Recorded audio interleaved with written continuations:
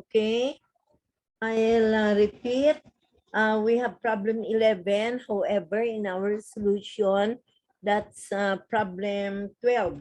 Must a private limited company has arranged for man a public limited company to acquire it as a means of obtaining a stock exchange listing.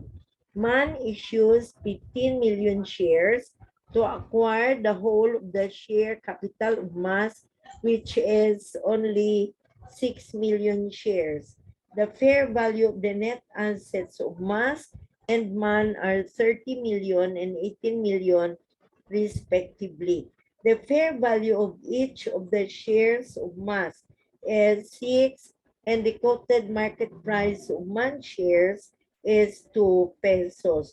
The share capital of MAN is 25 million shares after the acquisition. Now, the requirements: prepare the appropriate value analysis and a determination and distribution of excess schedule. And number 2, determine the amount of goodwill in relation to the reverse acquisition. Now, actually, a reverse acquisition, you refer to page 172, and a reverse acquisition occurs when an enterprise obtains ownership of the shares of another enterprise, but as part of the transaction, issues enough voting shares as consideration that control of the combined enterprise passes to the shareholders of the acquired enterprise. Now, although legally the enterprise that issues the shares is regarded as the parent or continuing enterprise, the enterprise whose former shareholders now control the combined enterprise is treated as the acquirer for reporting purposes. So as a result, the issuing enterprise, which is the legal parent, is deemed to be the acquiree. That's why we call it reverse acquisition or takeovers. So the issuing enterprise, which is the legal parent, is deemed to be the acquiree, and the company being acquired in appearance, the legal subsidiary. So we have two parties anyway. We have the legal parent and the legal subsidiary. Now, the legal parent is deemed to be the acquiree, and the company being acquired is deemed to have acquired control of the assets and business of the issuing enterprise. The legal parent is effectively the acquiree, while the legal subsidiary is effectively the acquirer. Although the legal parent is the entity that issues shares to acquire a legal subsidiary, a reverse acquisition is often initiated by the legal subsidiary. So what is important is the legal parent now is deemed to be the acquiree, and the company being acquired, which is the legal subsidiary, is deemed to have acquired control of the assets and business of the issuing enterprise. In other words, it's the legal parent is effectively the acquiree, while the legal subsidiary is effectively the acquirer. Although the legal parent is the entity that issues shares to acquire a legal subsidiary, a reverse acquisition is often initiated by the legal subsidiary. So that's why we call it reverse acquisition. While not a common event, this form of business combination is often used by active non-public companies as a means to obtain a stock exchange listing without having to go through the listing procedures established by the exchange. A takeover of a public company that has a stock exchange listing is arranged in such a way that the public company emerges as the legal parent, but the former shareholders of the non-public company have control of the public company. So we have now to anyway discuss the problem in order to consider or apply reverse acquisition. So again, we go back to the problem I have assigned to you. The number here is 11, but in our solution, it's already 12. Okay, so what are now what value analysis? And at the same time, we have a determination and distribution of excess schedule and determine the amount of goodwill. So we now create two columns. Man is the public limited company, while Musk is or was a private limited company. Then we have now currently issued, Man currently issued 10 million shares, no? So originally, it was for 10. However, now the additional shares issued is 15 million. So that makes now the total of 25 million. While on the other hand, si Musk naman, being a private company, here issued 6,000 shares, but currently issued another 4,000 shares. So the total number of shares of Musk is 10 million. If we have to determine the shares percentages for Musk, for currently issued is 40% and additional shares 60%. Now dividing 4 over 10 and 6 over 10. While for man, it's 10 over 25 and 15 over 25. That's why we got 40% and 60%.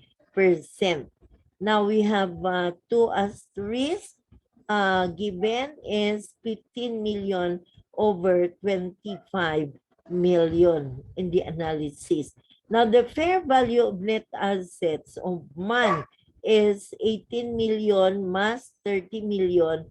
Book value of net assets, the same with fair value for man. It's 18 million and the fair value per share of stock is 8. So we now get the requirements as in number 1, appropriate value analysis and a determination and distribution of excess schedule.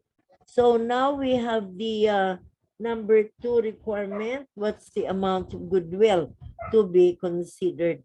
The consideration transferred is 4 million shares, and then we multiply it by 6. So the total of 24 million.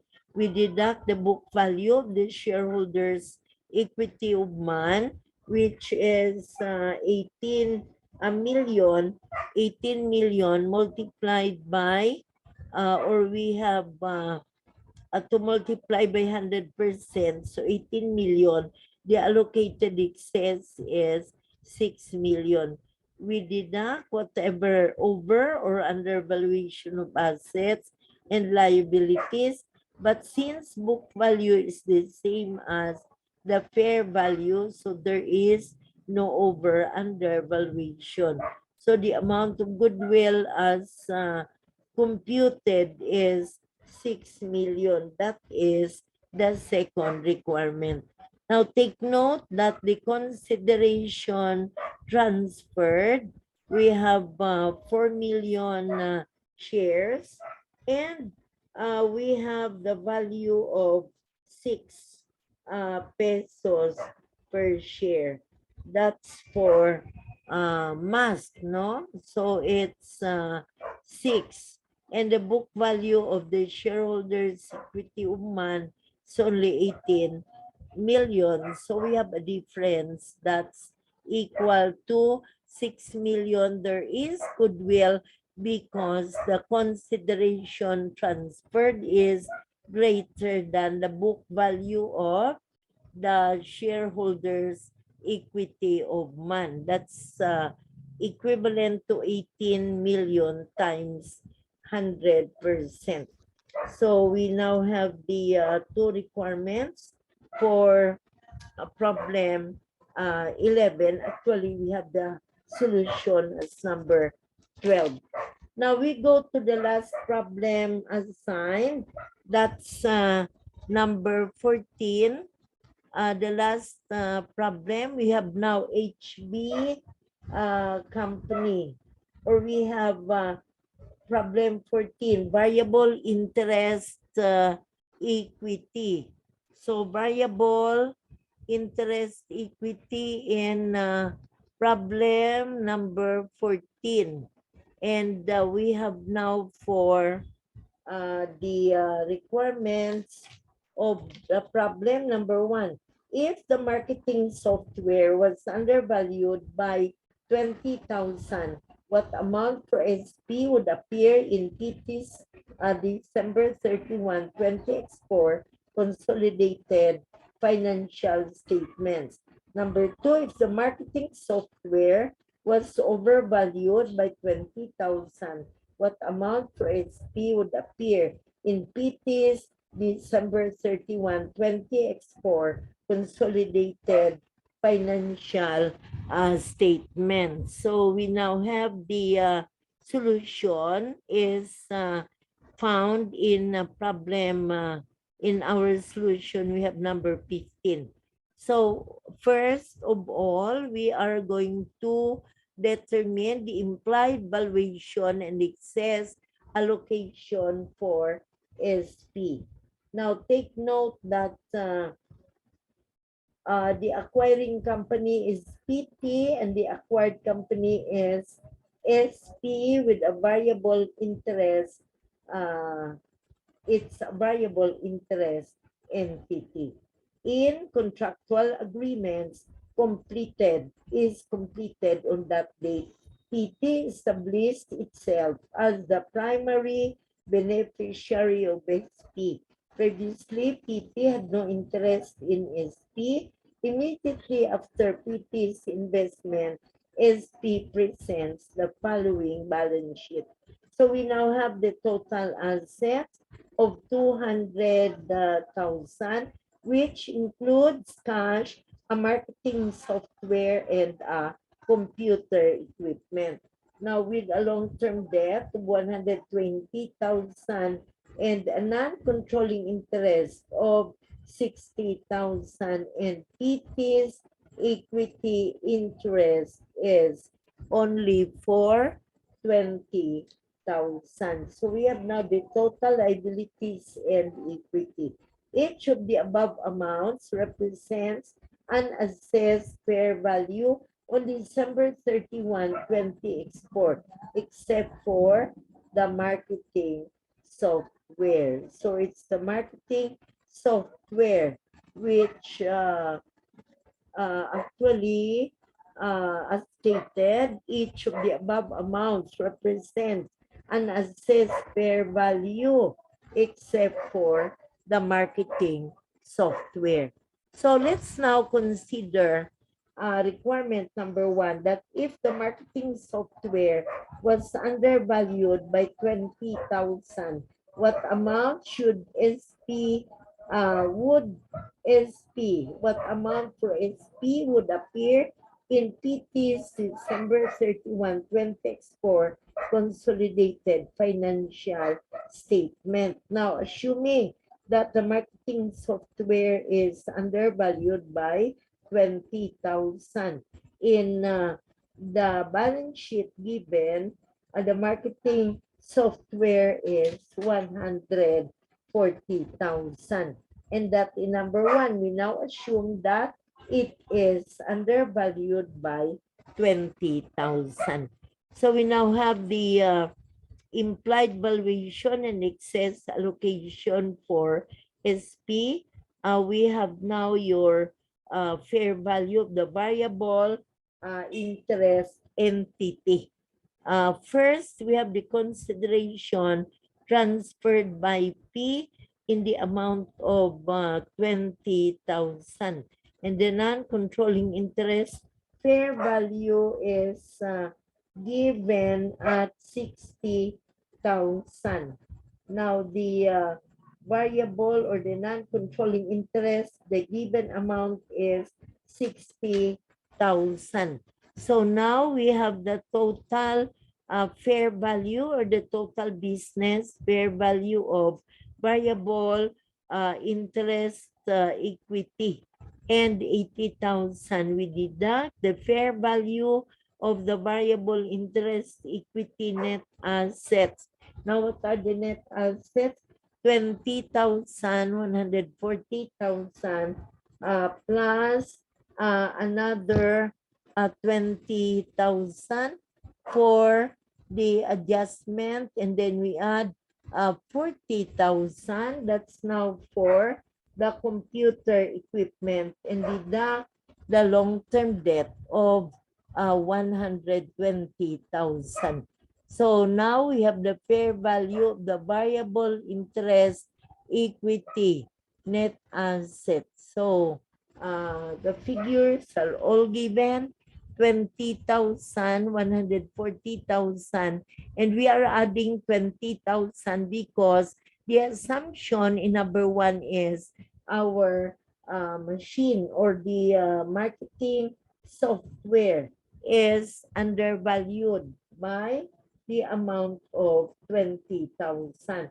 Now that is in assumption number one. So we are going to add 20,000. We still add the value of the computer equipment of 40,000, and we deduct 120,000, which is the long-term debt. So here, the fair value of the variable interest equity is a total of 20,000 plus the sum of 140,000 and 20,000. So that makes it 120,000. That's for the amount of the long-term debt, which we are going to deduct. So now the fair value of the variable interest equity of 100,000, which should be deducted from the fair value of the total business fair value. So we are deducting 120,000.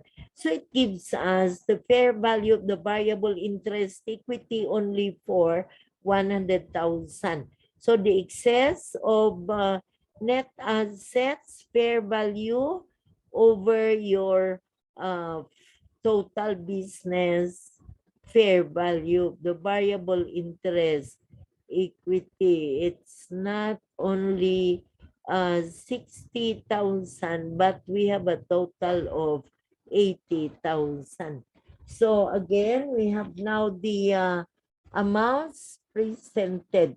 The 20,000 excess net assets fair value is recognized by PT as a bargain purchase.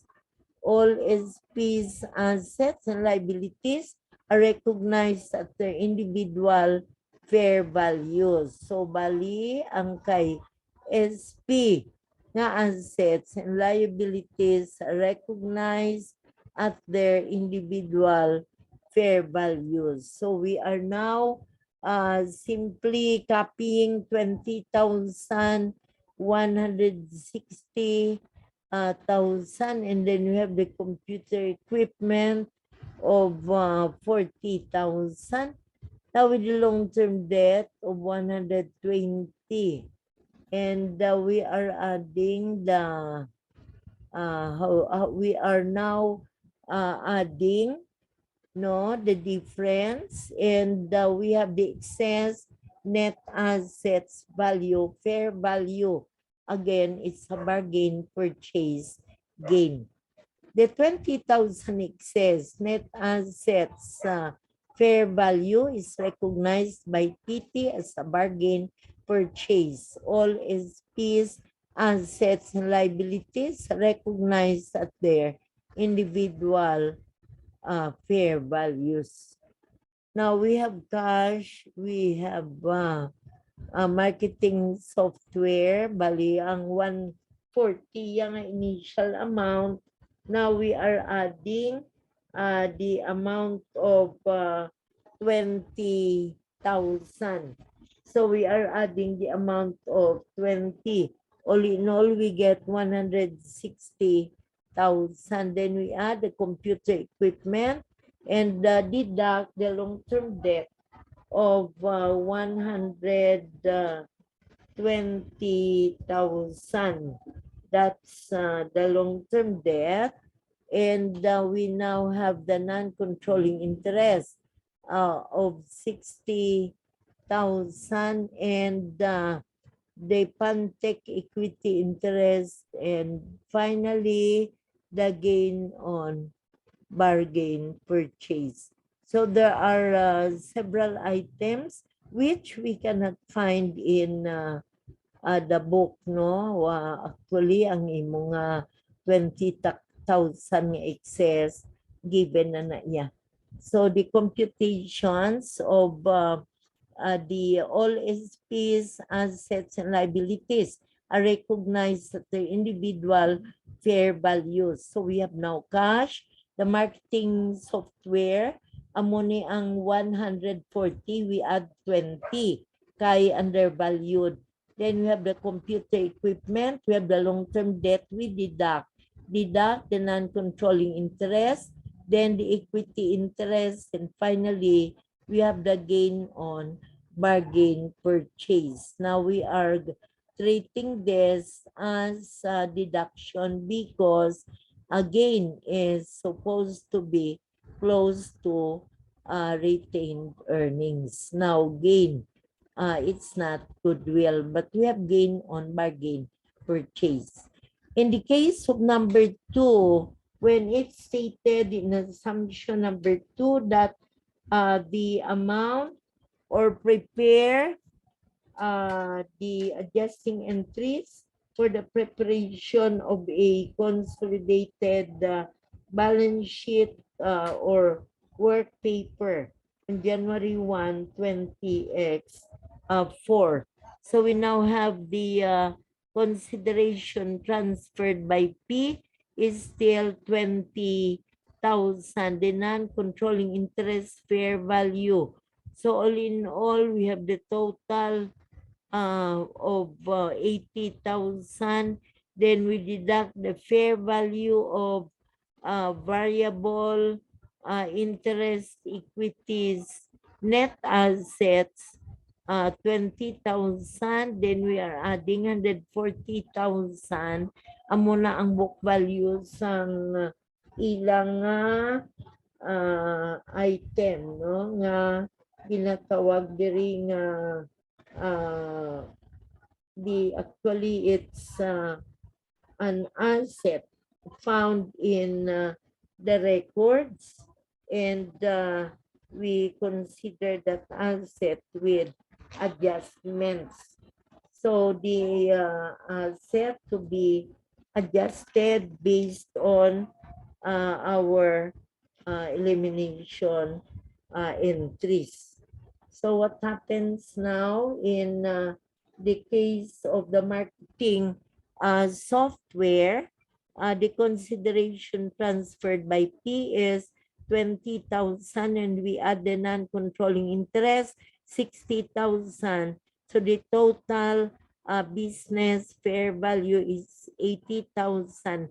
However, the fair value of the variable interest equity net assets, we still have 20,000, 140,000, but we are deducting 20,000 because the assumption is if the marketing software was overvalued, by 20,000, what amount for SP would appear in the consolidated financial statement? So, why we are deducting 20,000? Because it stated that our software will be considered to have an overvalued amount by 20,000. So we deduct and we still add 40,000 and 120,000. So giving us the excess fair value over net assets. It's for 20,000. Actually, it's a gain because the fair value of the variable interest equity is greater than the fair value of the variable interest net asset. So the difference here is considered to be goodwill. In case number one, it's a bargain purchase. Now, with regards to the non-controlling interest fair value, given is 60,000, we have the consideration transferred of 20,000. The total business is 80,000, and we deduct the fair value of the variable interest net identifiable assets for 60,000. So we got goodwill for 20,000. In contrast to the answer to number one, which involves an undervalued amount of the software. Then when the business fair value of a variable interest equity, that is a business, is greater than assessed asset values, all identifiable assets and liabilities are reported at fair values unless previously held interest and the difference is treated as goodwill. So we have now when the business fair value of variable interest equity, that is a business, is greater than assessed asset values. All identifiable assets and liabilities are reported at fair values unless previously held interest, and the difference is treated as goodwill. So we have cash, the marketing software, the computer equipment, and then goodwill, and then we are going to add the rest here. So we have here cash, marketing software, and the computer equipment, goodwill, excess business fair value. Then we have the non-controlling interest and as well as the non-controlling interest. So we have now the amount equivalent to 0. Now the rest of the problems that we are going to take up are already multiple choice, but I cannot take up all the multiple choice, no? Only some, considering that they are so many. We have the multiple choice problems up to 111. So anyway, don't worry. The multiple choice problems that we cannot take up, I will share screen the solution. So let's now begin with multiple choice problems. Question number 1. Calculate the amount of goodwill. Now, on June 30, 2024, is company reported the following account balances.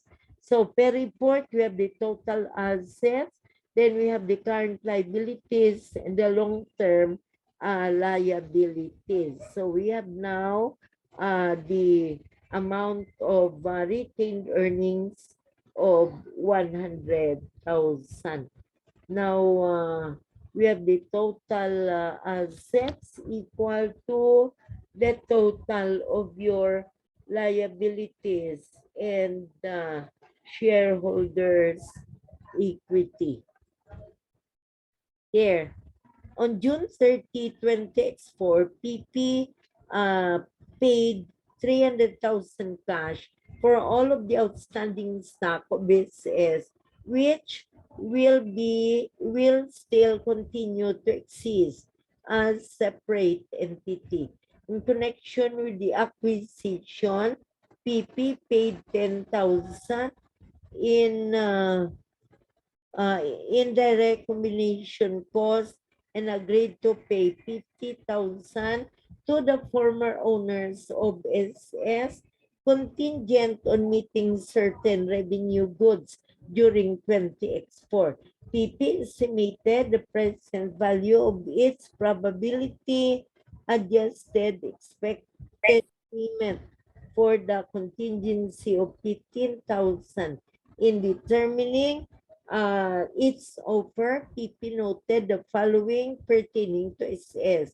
It holds a building with a fair value of 40,000 more than its book value. Now take note that we have the building here of 75,000, though it's stated that it's 40,000 more than its book value. So if we are given the figures here, it's stated that 300,000 cash will still continue to exist as separate entity.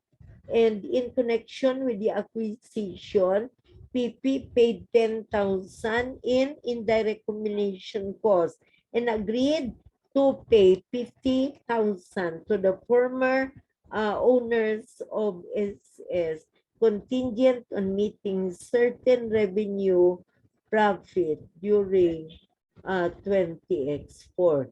PP estimated the present value of its other offer. PP noted the following pertaining to SS. The building with a fair value of 40,000 more than the book value. It has developed a customer. Its lease appraised at 72 or 22 million. It has developed a customer lease appraised at 22,000, although it's stated that a customer list appeared to be 72,000, although it's not exercised in the financial records. It has research and development activity in process with an appraised value, fair value of 30,000. However, the project has not yet reached technological feasibility, and the assets used in the activity have no alternative future use. Book values for the corporation, for the receivables, inventory, equipment, and liabilities approximate the values. Okay, so we have now to calculate the amount of goodwill. Calculate the amount of goodwill. So for letter A requirement, what's the amount of goodwill? It's for 33,000. So from 125, the allocated excess, we are going to deduct or add the adjustments to building property, plant, and equipment. And we have the amount of 300,000, the amount paid for. However, there is a contingent consideration. Now, as we have already computed, the amount of goodwill is 33,000. That is the only requirement of question number 1. So we have 33,000. And unlike before, when there was a computation only for the amount of cash paid. So the entry debit to investment and credit to cash for the amount paid and credit estimated liability on contingent consideration, which will finally be credited, no, to 15,000 to estimated liability on contingent consideration, and also a payment of 10,000. Now, the amount of 10,000 was paid in connection with the acquisition. Paid 10,000 in indirect combination cost. So, indirect combination cost. The working paper eliminating entry on the date of acquisition, which is June 30, 20x4 would be. So you now debit to receivables of the subsidiary, we debit to inventory, then we debit to here. We only debit to the adjustments, no? When the book value is not the same as the fair value. But with regards to receivables, no adjustments, inventory is still the same buildings for total of 115,000 because of the adjustments to buildings. So in lieu of 75,000, we are now debiting the amount of 115,000. And there is a building with a fair value of 40,000 more than its book value. So that's why it's 115,000. We are adding 75,000 and 40,000. Then we have equipment for 25,000, capitalized research and development in the given data for 30,000, and we credit Goodwill debit, I mean to Goodwill, as Goodwill is computed above. So we have 33,000 credit given, current liabilities of 10,000. Then we have inventory for the amount of the inventory is 70,000. Then we debit to we have now your buildings 115, equipment 25, customer lease 22, capitalized R&D 30, and we have goodwill for 33. So it's goodwill computed above. Then credit to liabilities, and we have the credit to long-term liabilities, and investment is credited to eliminate it. It was debited in entry number 1, the consideration transferred of 25,000, and finally it's eliminated. Then we debit to estimate the acquisition expense credit to cash. So we now have this elimination entries. It's very clear that we eliminate the investment account. So in entry number 1, we debit investment. Here we credit for 315,000.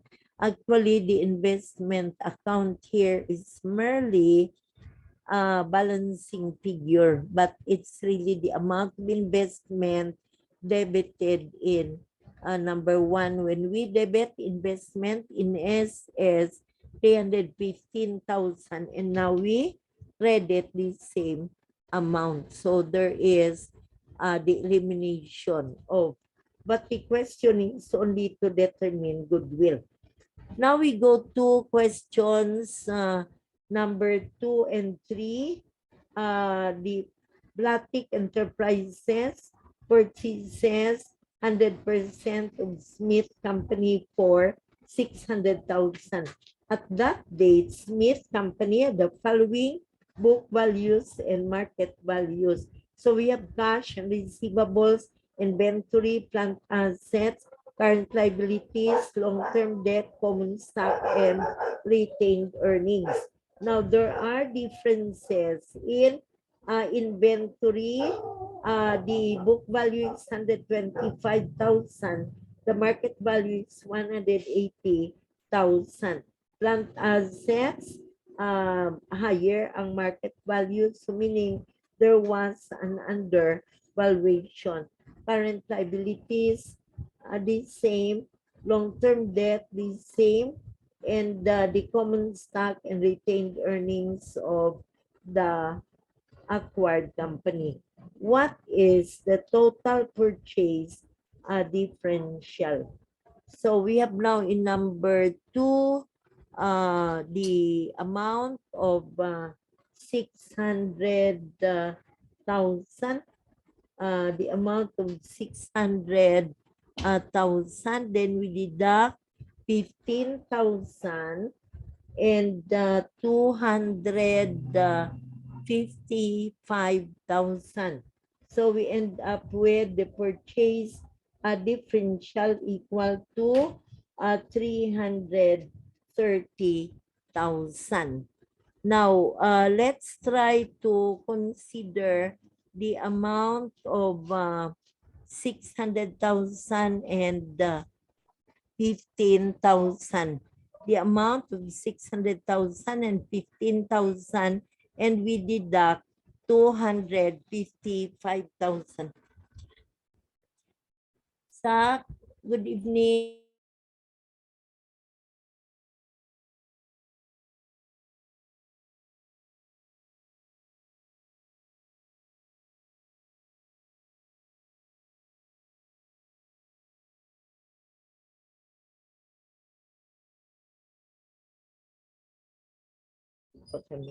Ngita lang din.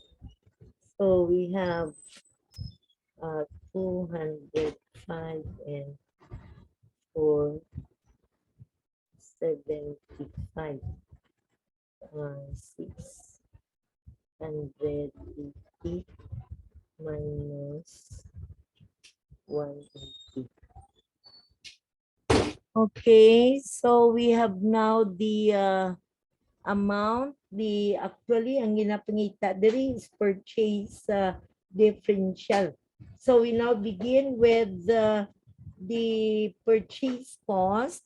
The purchase cost is 600,000. That's now the price paid, no? Of 600,000 as given in the problem. And then for our given amounts of as stated, the company purchased 100% of Smith Company for 600,000. And we now have the amount of the purchase price of 600,000. And how did we get the amount of 15,000 and 255,000? Actually, that totals to 270,000. If we have now the market values of cash and receivables, 25,000. in the inventory of 180,000. That makes a total of 205,000. And the plant assets of 475,000. So the total is 680,000. And we have now 180,000 for the liabilities. So the net book value of the the net market value of the net assets is 500,000. However, with the common stock, the book value of 15,000 and the retained earnings of 255,000. That's for total of 270,000.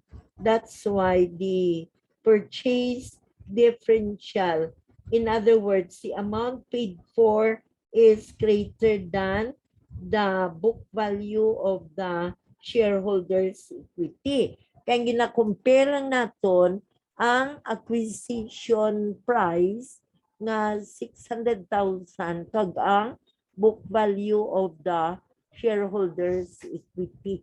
So we have letter D as 330,000. What's the amount of the worksheet elimination to plant assets on the acquisition date? So how much is the worksheet elimination? We have now 475,000 minus 300,000 being the book value. So there is a difference of 175,000 that should be added. That's an additional amount of debit. Letter C for number 3. That is an additional debit to plant assets because the fair value exceeded the book value. Now we go to questions 4 and 5. Enya Corporation acquired 100% of Celtic Corporation's common stock on January 1, 20x4. Summarized balance sheet information for the two companies immediately after the combination is provided. So we have now Enya and Celtic. For Enya, you have only the book values, but for Celtic, being the acquired company, we have the book and the fair values. So the inventory, there is an undervaluation by 6,000, buildings and equipment by 30,000. And the investment of Enya is for 150,000. Now, we have the accounts payable for book and fair values the same, and also the bonds payable. So the common stock of Celtic, 40,000, and retained earnings of 52,000. What amount differential associated with the acquisition? The amount of the investment in number 4 is 150,000. Maghambal ka nga book value of the shareholders equity, we now get the amount of 92,000. So the allocated excess of fair value or cost over book value termed as differential. So we have the amount of 58,000. And number 5, the consolidated balance sheet of Enya and Celtic will reflect goodwill in the amount of. So the amount of goodwill of 22,000 in number 5. 22,000. 150,000. That's the amount of investment. And we have to deduct 173,000 40,000 and 40,000 and 5,000. So we have now the difference in number 5. The consolidated balance sheet of any and Celtic will reflect goodwill in the amount of. So how was the goodwill computed? So actually it's the consideration paid of 150,000 and the fair value of the assets of 173 minus 45. So the amount of goodwill.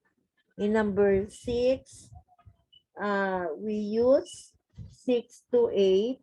What amount will be present in the revaluation capital account when eliminating entries are prepared? Can I make it?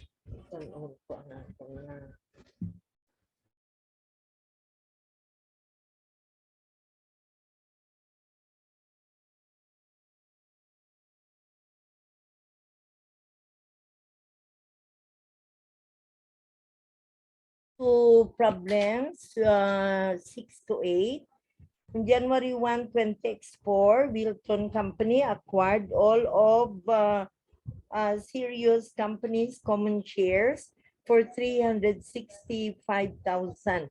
On that date, Sirius balance sheet appeared as follows. So we have now the acquired company, cash and receivables, inventory, land, buildings, and equipment, total assets.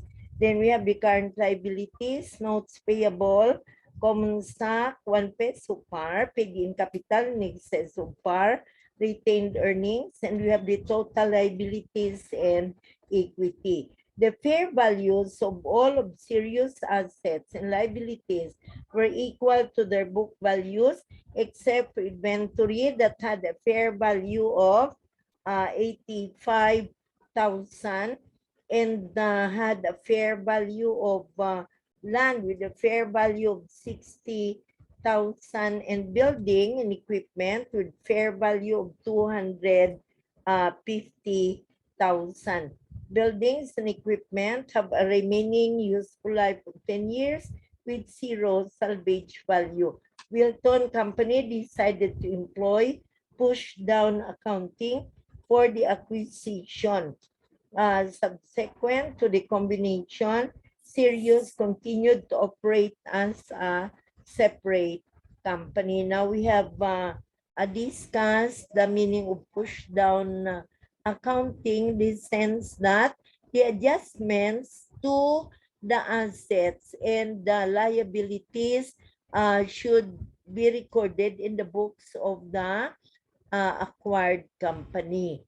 So we have now what amount will be present in the revaluation capital account when eliminating entries are prepared. So what amount should be recorded in the revaluation capital account for number 6 question. So for we have now the book value of assets, a total of 330,000 for the book value. That's equal to 330,000 and the fair value equal to with adjustments of 395,000. That's equal to the given adjustments to inventory 85,000, then land 60,000, and we have 4 buildings and equipment of 250,000. So that's a total of 395,000 for we have 330,000. That's 380 minus 50,000 because we have no revaluation value for cash and receivables. So the amount of 65,000, that's now the amount of adjustments for 65,000. Then in number 7, what amount of differential will arise in the consolidation process?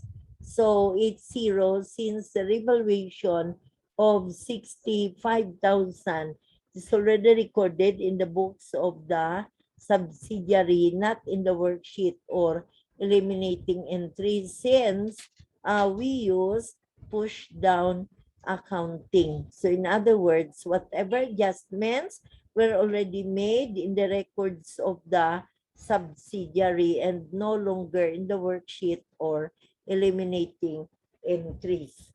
The write-up of buildings and equipment will in number 8. So the write-up of buildings and equipment will decrease reported net income for 2024 by 5,000. Now, it's stated that the buildings and equipment will have a remaining useful life of 10 years. So that will be equal to 250,000. That's your revalued amount minus the book value of 200,000. So that gives us 50,000 difference divided by 10 years or a depreciation of 5,000 to reduce net income. We go to number 9 and 10. For 9 and 10, we use the following information for questions 9 and 10.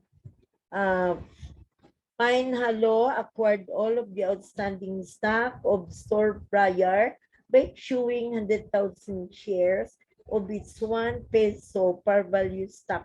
The shares have a fair value of 15 per share. Pre-Halo also paid 25,000 in direct acquisition cost. Prior to the transaction, the companies have the following balance sheets. So we have now for a Pine Hollow and for Stone Briar with cash, conceivable inventory, property, plant, and equipment, and total assets, liabilities, current, and bonds payable, common stock at 1 peso par value, paid in capital in excess of par, then retained earnings and the total liabilities and equity. The fair values of Stonebrier's inventory and plant, property, and equipment are 700,000 and 1 million respectively. So the inventory of Stonebriar with a book value of 600,000, the fair value is 700,000. So there is an increase by 100,000, and its property, plant, and equipment, there is an increase by 100,000. So that ends up with 1 million. The journal entry to record the purchase of Stonebriar would include a debit investment for 1.5 million. So debit to investment for 1.5 million as stated. The shares have a par value of 15, and for 100,000 shares, that's 1.5 million. So for number 9, the answer is letter C. A debit to investment for 1.5 million. And number 10, goodwill associated with the purchase of Stone Briar is, so we have now 1.5 million. Then we deduct the book value of its shareholders' equity. We have for 1.9 million. So for number 10, here, 1.5 million is the amount of investment. Then we have 1.9 million for the total assets minus 100,000 liabilities, 600,000 liabilities, and then we are adding increase in inventory by 100,000 and increase in PPE by 100,000. So all in all, we have the amount of goodwill as computed in number 10. So the amount of 100,000. Or we can have 1.5 million. That's the amount of investment, but we have some allocated excess, no, in the inventory and as well as in the property, plant, and equipment. So 100,000 increase in inventory and 100,000 increase in property, plant, and equipment. So finally, the answer is 1.9 million total assets minus total liabilities of 700,000. That gives 600,000. And 1.9 million minus 100,000 minus 600,000. That means 1.9 million minus 700,000. And we are adding 100,000 increase in inventory and 100,000 increase in property, plant, and equipment. So 1.5 million minus 1.4 million. So number 10 is letter A, with the amount of the goodwill associated with the purchase. So actually, if you only consider 1.9 million, the value of the total assets, minus the book value of the equity of 1.1 million, so we have a difference of 800,000, no? But we have the total liabilities to be deducted with 700,000, only a difference of 100,000. So the answer to number 10 is letter A. Then 11 up to number 14. 11 up to number 14. It's a problem as well with several requirements. So what are the requirements stated in 11 to 14? December 31, 20x4, add-on company acquired 100% of Venus Corporation's common stock for 300,000. The balance sheet information of Venus just prior to the acquisition is given here. So we have cash and receivables, inventory, land, buildings and equipment, total assets of 430,000. Liabilities and stockholders equity. So we have now accounts payable, bonds payable, common stock, and retained earnings. At the date of the business combination, Venus net assets and liabilities approximated for fair value except for inventory, which had a fair value of 60,000. Land with a fair value of 125,000, and building and equipment for a fair value of 250,000. What amount of inventory will be included in the consolidated balance sheet immediately following the acquisition? So it's the fair value. What amount of goodwill will be included in the consolidated balance sheet immediately following the acquisition. So the amount of goodwill in number 12 is equal to 45,000. So we have now 300,000, which is the acquisition price. We deduct 35,000 and 60,000 and 125,000 and 250,000 and further deduct 65,000 and 150,000. So now we have the difference equal to 45,000. That's the amount of goodwill for number 12. For number 13, what amount of differential will be reflected in a consolidation work paper to prepare consolidated balance sheet immediately after the business combination? So now we have the amount of consideration transferred of 300,000. The book value of the shareholders' equity of S. We now have the common stock and retained earnings, the total of 215,000. The allocated excess of fair value or cost over book value, sometimes termed as differential. So differential is 85,000 in number 13. In number 14, what amount will be included as investment in Venus Corporation in the consolidated balance sheet? It's zero.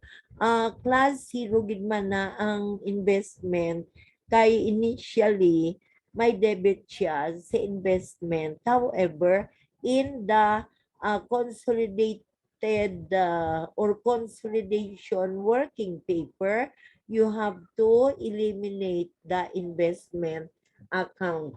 And so, if you are going to eliminate the investment account, in other words, wala na kay ang imong debit i-credit mo.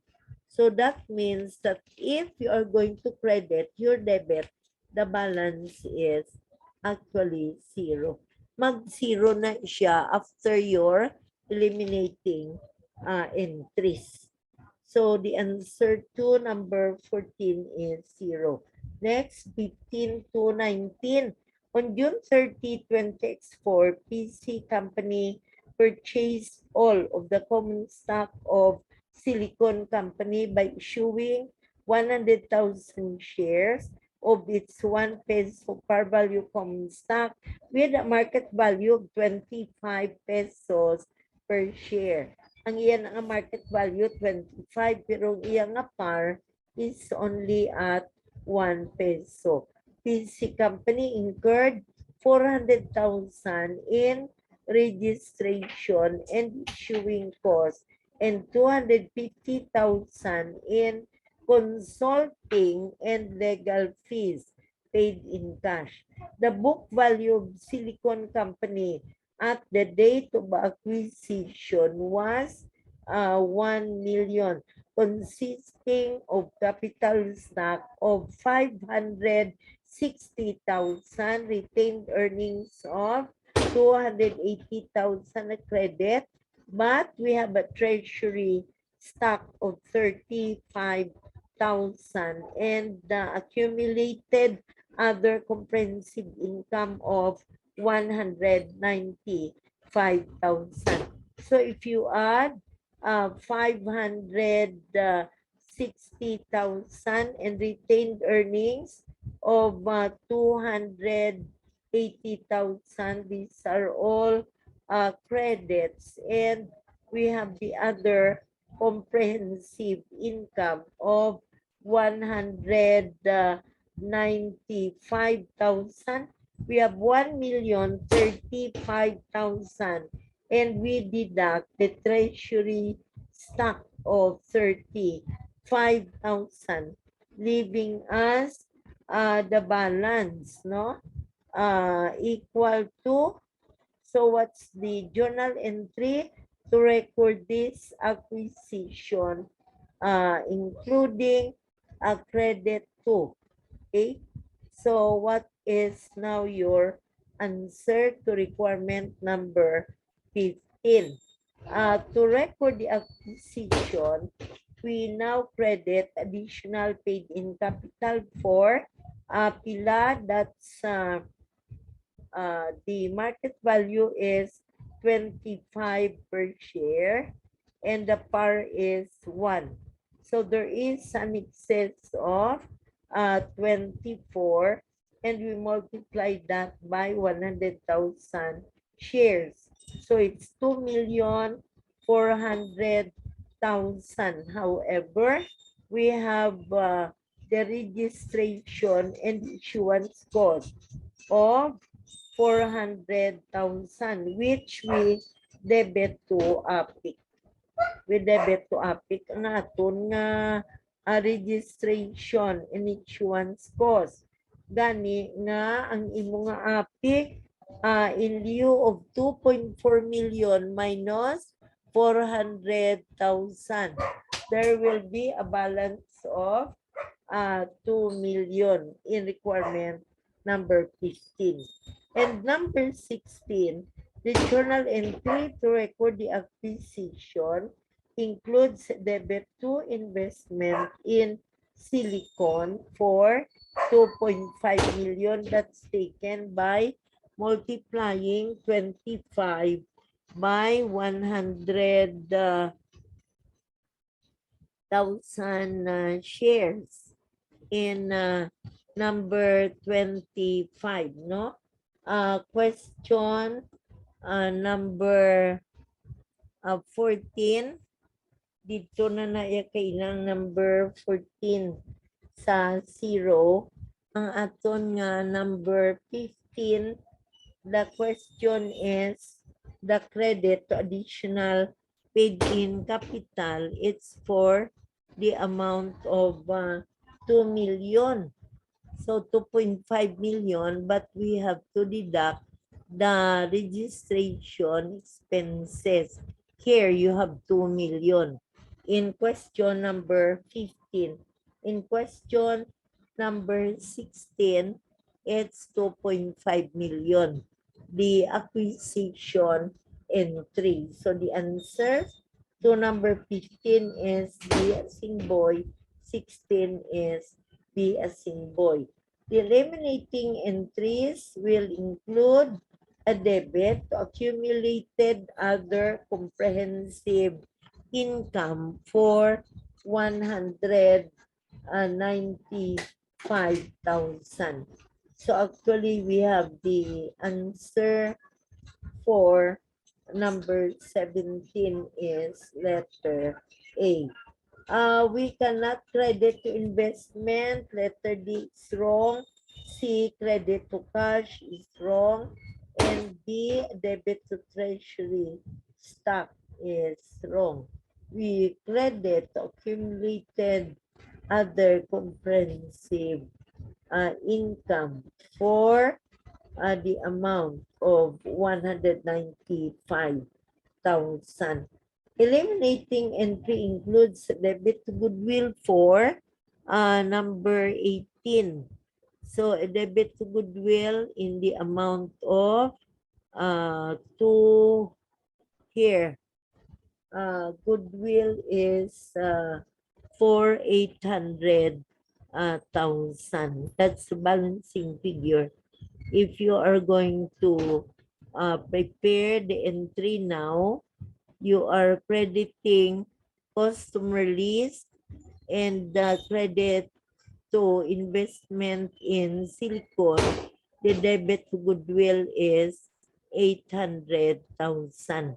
While the original debit silicon is 2.5 million, the first entry in the consolidated working paper is credit investment by 1 million, and the second entry is to credit it by 1.5 million in number 18.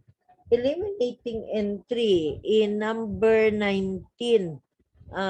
We have to include a debit to customer list for 700,000. So that is an additional data that you are going to debit for customer list in number 19, which should be included in our elimination entry. But it's a debit for 700,000. That's an additional information. The carrying values of the reported assets and liabilities approximate for fair value, but it has 700,000 in customer list, not reported on its balance sheet. So number 19 is be a symbol. 20, Paga Company purchased 100% of the voting common stock of Rage Company for 1.8 million. The following book and fair values are available. Now that is for the acquired company. The bonds payable will appear in the consolidated balance sheet for we have 300,000 less a discount of 50,000. The bonds payable as stated, bonds payable, there is a difference of 300,000. That's the book value, and the fair value is 250,000, meaning there is a reduction, and that is what we call discount. So 300,000, that's the original book value, minus the discount of 50,000. It will finally end up with the amount of 250,000. Okay, now these are very, very long problems, but we will consider only as far as what we can finish this evening. What time did we start? I think we started mga 8:10. 8:10. So mga hasta lang kita siguro mga 10 o'clock. Whatever we can finish up to 10 o'clock. And by the way, how many of you are attending? How many are attending? Let me see the attendance. How many? 11. Okay. 11 are attending. Miss Mandadero, Pukaan, Quijano, Sabelia, Suluta, who else? Velasco. Oh, so 11. Sino pa to? Ang nag-Liamelo. Abel, listahon ko ha. Ang nag-attend lang ha. Dali ha.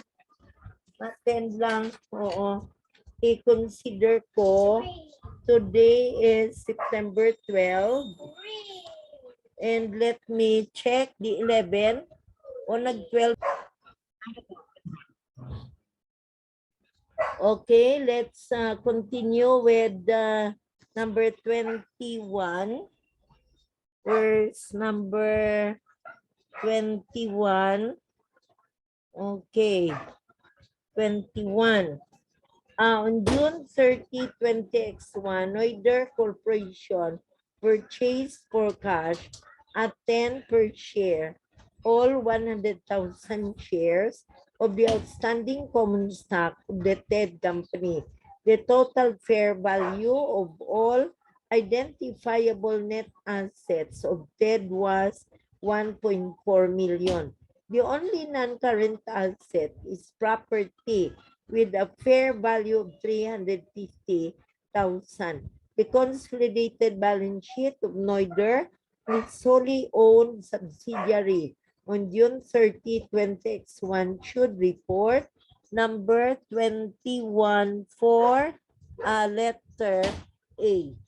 Number 21 for letter A, that's 10 times 100,000 or 1 million. And 1 million minus 1.4 million. So there's a difference in the retained earnings balance. That's inclusive of a bargain purchase gain for 400,000. Next, number 22 and 23, use the following information for questions 22 and 23. NN Company's balance sheet on December 31, 2024 was as follows. So we have now the assets, cash, accounts receivable, inventories, property, plant, and equipment for a total of 1.7 million. Current liabilities, long-term debt, common stock with par 1 peso. Additional paid-in capital, retained earnings, total liabilities, and stockholders' equity. On December 31, 2024, GG Company acquired all of NN's outstanding common stock for 1.5 million 1.5 million cash. On that date, the fair market value of the inventories was 450,000. In other words, it's below the book value. And the fair value of the property, plant, and equipment was 1 million, greater than the book value. The fair values of all other assets and liabilities of NN were equal to their book values. Question number 22. As a result of GG's acquisition of NN, the consolidated balance sheet should reflect goodwill in the amount of, okay, so in number 22, we have the acquisition price of 1.5 million. And we have now the book value of the assets of NN for 1.7 million, and the decrease in inventories by 50,000. Kaya ang inventories siya, ang 500 ng 450 na lang. Kag ang PPE, ang 900 naging 1 million. So in other words, may increase nga 100,000. And we have to deduct the amount of liabilities of 300,000 and 500,000. So the difference of 550,000 representing goodwill. And number 23, assuming that the balance sheet of GG and consolidated on December 31, 2024 reflected retained earnings of 2 million, what amount of retained earnings should be shown in the December 31, 2024 consolidated balance sheet of GG and its new subsidiary? So letter A, because upon consolidation, the amount that should appear as part of the consolidated balance sheet, the amount of retained earnings only is the retained earnings of the parent. So we have to consider that the retained earnings of the subsidiary will be eliminated together with the other shareholders' equity accounts. So gani, ang mabili na lang are the shareholders' equity accounts of the parent. Next, we go to number 24. BB Corporation acquired 100% of CC Corporation's outstanding capital stock for 430,000 cash. Immediately before the purchase, the balance sheets of both operators reported assets, liabilities, common stock, and retained earnings, and the total. At the date of purchase, the fair value of CC's assets were 50,000 more than the aggregate carrying amounts. So instead of 750, it's now 800,000. In the consolidated balance sheet, prepared immediately after the purchase, the consolidated stockholders' equity should amount to the amount or the answer to number 24 is letter D. It's merely adding common stock and retained earnings of the parent. Wala na ang subsidiary kay eliminated na. Okay? So let's continue. I stop with numbers 25 to number 29. I stop with number 25 up to number 29 because I am looking for longer problems with different requirements, no? Longer problems with different requirements. So at least we will have a variety of this problem. So I am now referring to number 107 for reverse acquisition. Number 107.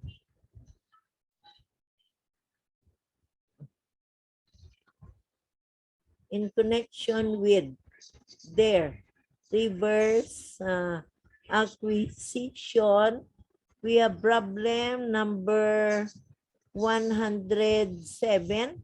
But before we go to that problem, let's take a look at this statement. Reverse acquisition occurs when the legal subsidiary has this form of control over the legal parent. The usual circumstance creating a reverse acquisition is where an entity, the legal parent, obtains ownership of the equity of another entity, the legal subsidiary. But as part of the exchange transaction, it issues enough voting equity as consideration for control of the combined entity to pass to the owners of the legal subsidiary. So the key accounting effect of deciding that Santi Limited is the acquirer is that the assets and liabilities of Pedro Limited are to be valued at fair value. Okay. And this is contrary to normal acquisition accounting based on Pedro Limited being the legal parent of Santi Limited, which would require the assets and liabilities of Santi Limited to be valued at fair value. So we have now the statement above. Pedro Limited issues 2.5 shares and exchange for each ordinary share of Santi Limited. All of Santi Limited shareholders exchange their shares for Pedro Limited. Pedro Limited therefore issues 150 shares. That's 60 times 2.5 for the 60 shares in Santi Limited. Pedro Limited is now the legal parent of the subsidiary Santi Limited. However, analyzing the shareholding in Pedro Limited shows that it consists of the 100 shares existing prior to the merger and 150 new shares held by former shareholders in Santi Limited. In essence, the former shareholders of Santi Limited now control both entities, Pedro Limited and Santi Limited. The former Santi Limited shareholders have a 60% interest in Pedro Limited, 150 divided by 250. The IASB argues that there has been a reverse acquisition and that Santi Limited is effectively the acquirer of Pedro Limited. Okay, so the problem now is about reverse acquisition in number 107. So in number 107, the balance sheets of Pedro Limited and Santi Limited on June 30, 2024 were as follows. So we have now Pedro and Santi with total assets, and we have current liabilities and non-current liabilities and common stock and retained earnings. On July 1, 2024, Pedro Limited acquired all of the issued shares of Santi Limited, giving in exchange 2.5 Pedro Limited shares for each ordinary share of Santi Limited. Pedro Limited thus issued 150 shares to acquire the 60 shares issued by Santi Limited. The fair value of each ordinary share of Santi Limited on July 1, 2024 is 40, while the quoted market price of Pedro Limited ordinary shares is 16. The fair values of Pedro Limited's identifiable assets and liabilities at acquisition date are the same as their carrying amounts, except for the non-current assets whose fair value was 1,500 and the tax rate is 30%. Now, what's the amount of goodwill? On July 1, 20x4. So we now have the cost of the investment at 40 shares multiplied by 40. So we have now 40 shares multiplied by 40. The fair value of its ordinary share is 40, while the quoted market price of Pedro is 16. And the acquired issued shares in exchange for 2.5 limited shares for each ordinary share of Santi issued 150 shares to acquire the 60 shares issued by Santi Limited. So we have 40 shares as computed. Here we have the computations of the 40 shares, and we have the shares currently issued 100, and additional shares issued is 150. So this time 40% of 100 is 40. So that's why you have 40 shares. And the 150 shares, and we now get the 40 above the total of 100. So all in all, we have the total of 40 and 60, giving us 40 multiplied by pesos, 1,600. Then we deduct the book value of the shareholders' equity of Pedro Limited. That's for 300 common stock and retained earnings of 800. Now we multiply it by 1,100. We multiply by 100%. So we have now the allocated excess in the amount of 500, and the over undervaluation of assets and liabilities increase in non-current assets 1,500 minus 1,300, it's 200, and we multiply by 100% times 70%. So we only get 140. The amount of goodwill is 360. So we have the answer to number 107.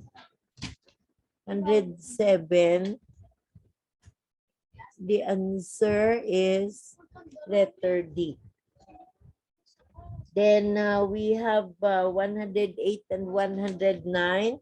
Anyway, the problems that we cannot discuss, I'll share screen the solution, including the multiple choice and both theory and problems. Okay, now we have problems 108 and 9. Prince Company acquires Dutch Nest Incorporated on January 1, 2024. The consideration transferred exceeds the fair value of Dutchess net assets. On that date, Prince has a building with a book value of 1.2 million and fair value of 1.5 million. Dutchess has a building with a book value of 400,000 and fair value of 500,000. If push down accounting issues, what amounts in the building account appear on Dutchess separate balance sheet and the consolidated balance sheet immediately after the acquisition? And 109, if push down accounting is not used, what amounts in the building account appear on Dutchess separate balance sheet and on the consolidated balance sheet immediately after the acquisition? So actually, the data given are the same, only that in 108, push down accounting is used. 109, it's not used. With push down accounting used, it means that whatever adjustments to the assets and liabilities should be recorded in the books of the subsidiary and no longer be a part of the preparation of the consolidated financial statements. So in the case of question number 8, we now assume that push down accounting is used and the separate balance sheet and on the consolidated balance sheet. Take note that Prince Company is the acquirer and Duchess is the subsidiary. So that in the case of 108, the building account should appear in the books of the subsidiary at fair value. So the question number 108, the answer is letter B. The building account and should appear in the books of the subsidiary at fair value. So that the fair values are 500 and 1.7 million. Duchess sa building with a book value of 400,000 and fair value of 500,000. And at the same time, we have the total, the amount appearing in the building account immediately after the acquisition. So we have now the given data on that date prints at the building with a book value of 1.2 million and a fair value of 1.5 million, and that chest has a building the amount of 500,000. While if push down accounting is not used in number 109, the building account in the books of the subsidiary should be recorded at book value. So the building account should be recorded in a letter E for 400,000 and 1.7 million. That's 400,000 for that chest. And that 1.7 million appears, or that's the amount in the books of the parent. So in other words, it's only with regards to the presentation of the building.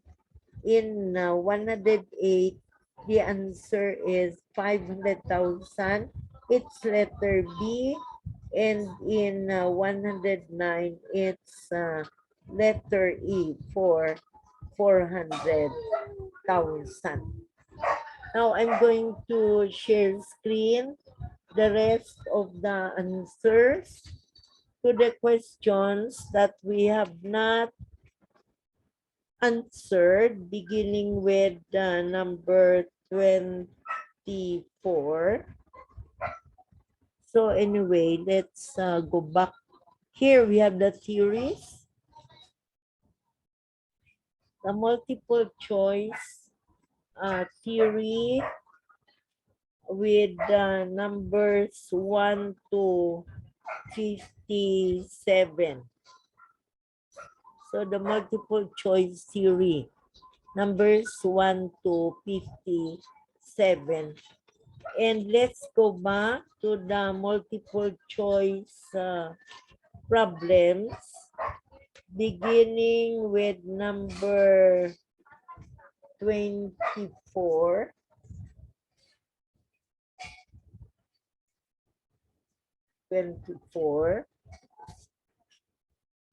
Oh, sige.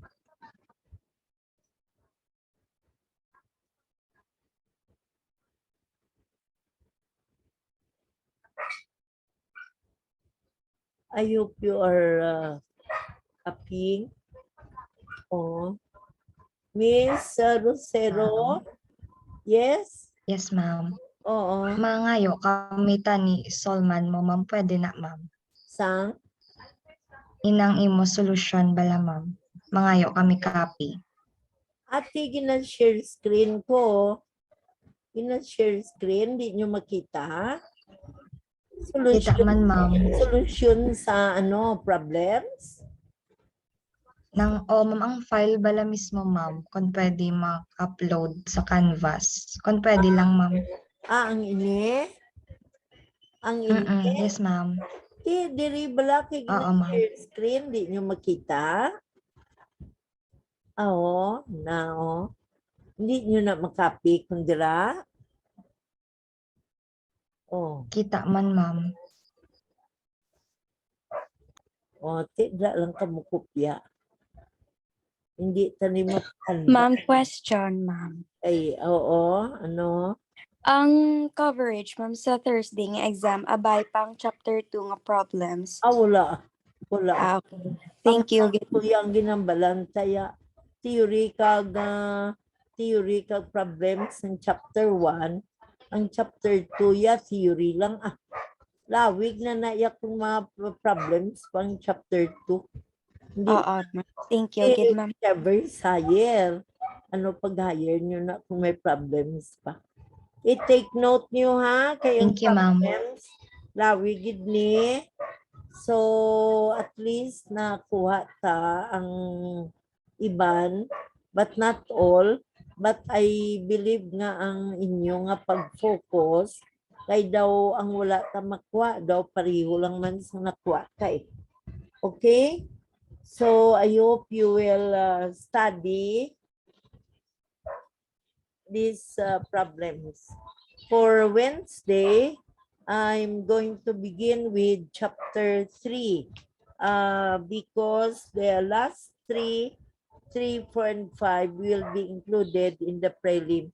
In other words, our prelim will be long because it will cover chapters 1 to 5. Okay na? So let's end our class. Ma'am, Yes? ang na-disconnect ko kagina, ma'am. Base wala mo ko bala na attendance, ma'am. Ate, oo, kaya ang attendance to kay na. 11 lang mo, wala labot sa akon. Oo. Waay ka to kay na? Waay, ma'am, na-disconnect ako. Ma'am, ara ko alin data sa ko. usang, ma'am. Ara ko alin sang start. Present na. Ma'am si Sumagyo, kag si Salcedo, ma'am. Kita ko